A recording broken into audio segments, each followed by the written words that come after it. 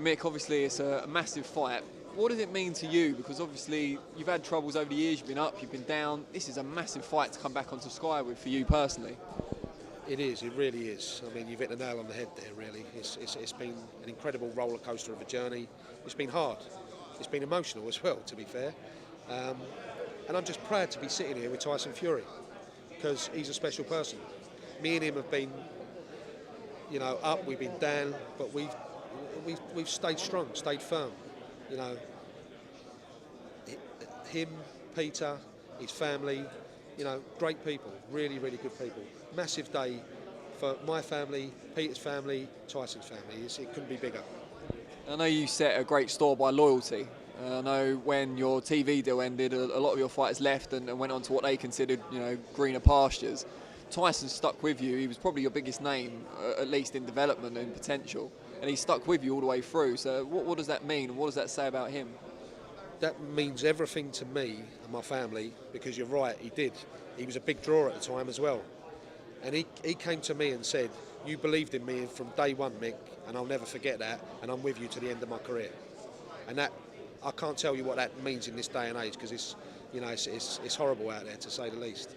So, as I said up there, I want people to see the Tyson Fury I know. I really do. They see him when the adrenaline's pumping after a fight, when people are pushing his buttons, when he's being provoked on social network sites. That's what they see of him. He's very, very he's very, very sensitive, and he's very volatile. But I'm telling you, he's got quality. He's got incredible qualities that a lot of people just don't have in this day and age. He's, like I said up there, he's a loyal person. He's honourable. He's kind as well. He's generous around people with his time, with his money, with everything. And all I can say is, if he's your friend, you're lucky to have him as a friend. He's a quality person. Now, we've talked about Tyson, how big a star he's become. Hay and Tyson are in dispute about maybe who's the bigger star or who's come to who for the fight. Channel 5 terrestrial TV coverage obviously played a great role in getting Tyson to this stage over the last year or so, and NBC in the US as well.